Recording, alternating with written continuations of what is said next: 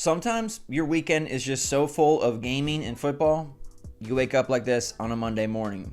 Hair just doing its own thing. But it's Pokemon week, so we are ready to roll. We're good to go. We're great to be here. Good morning, Mario. Good morning, Switch fans. Spot the new gear. Do you see it? It's right about there. Reppin' Pokemon Scarlet, that is the team to be. And Lechonk over there looking piggly-wicious on the background. I mean, it's a little blurry because of my bokeh effect, but you can tell, right? That's Lechonk. He's got pig written all over him, and it's Pokemon week, which is pretty awesome. That is coming up in just a couple days.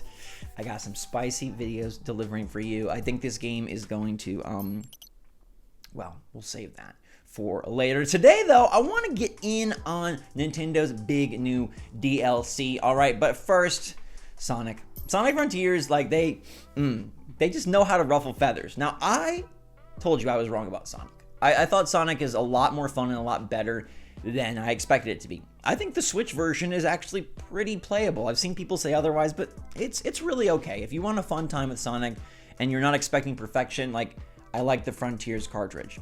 But according to the game director, Morio Kishimoto, it's just a beta. It's just a global play test. We take this seriously as a global playtest. We have a long way to go. They're working on the game and building it better because this is a playtest? No, I didn't get that memo when I spent $60 on the game. There was no little note that said like, this is early access, this is a playtest. So it's very odd to hear a major publisher, a major developer, a major release refer to itself as a global playtest. And I find it almost laughable. Not because Sonic is like so broke. It's really not. But it's just wild that we would view a game as a playtest when it's put out for $60. Like, if you're not ready, delay the game. Every game and its brother gets delayed these days. That's okay. They always get shifted or shifted again or sometimes shifted like 5 times. Maybe even canceled altogether. But don't go out there and say that you released a global playtest. Like, I'm excited that you're going to patch the game and you're looking to improve it. And just this morning, there was interesting quotes about how this is just the beginning for Open Zone, and they're going to keep challenging themselves to take the franchise further and further, which I think is good. This is the most fun Sonic has been in years. But I really don't like this idea that your AAA release, the big one for the year, is a global playtest.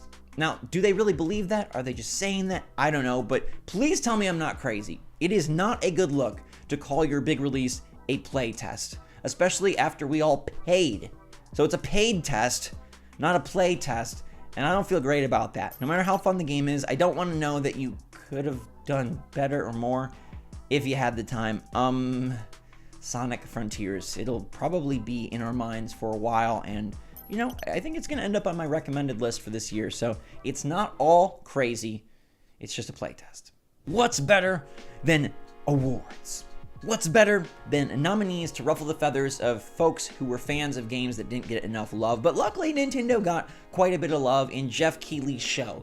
The Jeff Keighley's, the Keigleys, the Dundies, but done up by a very tired journalist who has managed to unite the game industry somehow under one man's name and foot. The Game Awards 2022 nominees just came out, and Nintendo has some good representation. They basically have their own category. They're in there for Game of the Year, and of course, most anticipated game has got to be Tears of the Kingdom. It's a nominee, it's going to win. What other game makes sense? I mean, yes, Starfield is coming out in 2023. Redfall is coming out in 2023. Actually, like, a bunch of games are coming out in 2023. Resident Evil 4 Remake, a lot more. It's Tears of the Kingdom. Then Nintendo has their own category, basically, in Best Family Game, which, like, I don't love the titling. Maybe it should be Best Fun Game, or just Best Switch Game, because it's Mario plus Rabbids Sparks of Hope, Nintendo Switch Sports, Splatoon 3, Kirby and the Forgotten Land, and Lego Star Wars The Skywalker Saga, which is on Switch. But basically, like, it should be Switch game. I mean, I don't know. I don't like that it's called family because it says for the best game appropriate for family play, irrespective of genre or platform. And I feel like that's not doing enough service to games like Splatoon 3, Kirby and the Forgotten Land, and Mario plus Rabbids Sparks of Hope in particular, which are challenging, fun, intricate, detailed experiences. They just happen to have smiley faces on the box art instead of an angry guy with a gun. Why are we being punished and put into the family category? maybe it's not as big of a slight as I feel it is, but I just wish this was not the name. Like, I do appreciate that these games can be played with family, but Sparks of Hope, Kirby, and Splatoon in particular are all so good, they don't deserve to be just cordoned off into the family section. Like, I'm thinking if I went to a store, no, these are like big sellers. Throw this up on Walmart's Daddy Christmas display, I'm getting Splatoon 3. I'm getting Mario plus Rabbids, and you better get Kirby, because it's the biggest seller in the franchise, and it's the best one. So I don't know. This is a very tough category. I don't like the name. For me, it's Kirby, Mario, Splatoon. Like, they're all so good. I'd probably give the edge right now to Mario plus Rabbids, because I just fell in love with that game, and I think as a sequel, it does way more new, and like, it builds upon it. Probably better than Splatoon 3 builds, but Splatoon 3 is still a very good game, and Kirby really, like, set the mark, right? Kirby took the 2D Kirby and made it magical. So I don't know. You can go vote on the website and kind of get your votes in and see what you think. But let me know in the comments too where you slide on this. And if you pick Lego Star Wars, you wouldn't be wrong either. Now, Game of the Year is interesting, and everyone assumes it's going to be Elden Ring, but Nintendo does get some representation because Xenoblade Chronicles 3 debuts on the GOTY list. Big props to Monolith Soft. They have made it, they've reached it, and they made their ultimate game. Xenoblade Chronicles 3 got great reviews. It's a marvel on Nintendo Switch, and now it has the magic honor of being up there in Jeff Keighley's nostrils for Game of the Year. There's 6 games, as there usually are: Plague Tale, Requiem, Elden Ring, God of War Ragnarok, Horizon Forbidden West, Stray, and XB3. Now, Stray is kind of the strange one, because while I love that game and I finished it, and we reviewed it on the channel, I don't know that it's the quality of the others. To me, this is a two-pony race between God of War Ragnarok and Elden Ring. And I feel like Elden Ring is just going to win because of hype, hope, buzz, ha-la-la-la. To me, right now, I'd lean more God of War Ragnarok. But you wouldn't be wrong if you pick Xenoblade Chronicles 3. If you're an RPG player, that is a great one. Now remember, this nomination, it excludes games that come out now. So stuff like Pokemon Scarlet and Violet can't really be on there. Okay, we had the ability for Pokemon Legends Arceus since that was way back in January, but Scarlet and Violet can't be on there. So this is no slight to Scarlet and Violet. It's just like the cutoff. I think God of War Ragnarok is like the last game to make it, and then nothing else for the rest of the year can get on. But that doesn't mean that there aren't more games coming out. Stuff like the Callisto Protocol is December 2nd, Midnight Suns from Marvel, and 2K is December 2nd, and Nintendo's big DLC is December 1st because they're bringing in Chill Season. Alright, I like Chill Season because it has multiple meanings. It's a double entendre. It's chill because it's going to be getting cold for most people. Even in Arizona, I am sweater weather. What is happening? It wasn't this cold last year. I did a pool jump yesterday. Probably a terrible idea. Did not realize how cold 60 degrees outside would make the pool for my skin. Anyhow, Chill Season is cool, but it's also cool, you know? And that's why there's a brand new stage at like an onsen, like a hot spring. It looks really, really nice. 2 stages added in this big Splatoon DLC, and this is part of their free DLC plan. You just have to have the game and be a Switch Online subscriber. You're getting 2 stages. 1 is from Splatoon 1, 1 is brand new. You're getting a bunch of new weapons. 3 are brand new, like totally new.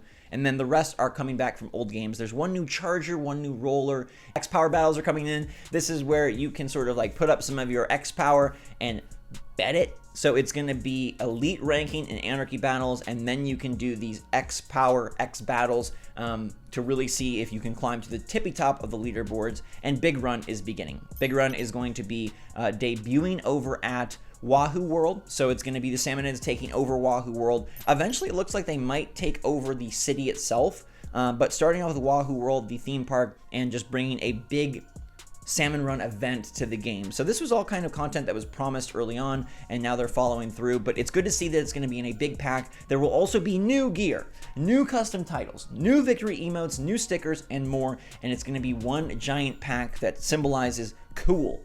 In all sense of the word. I expect cold weather gear and just cool gear, and this evil pencil, this real pencil charger that looks like it's just going to shoot lead into you, which sounds awful and would probably pop an ink-infused kid.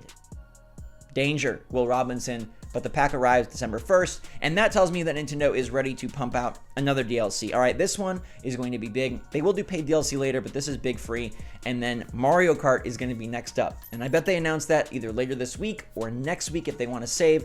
Although next week is Thanksgiving, so maybe it does happen towards the end of this week. I'm guessing that the Mario Kart DLC will release around the same time.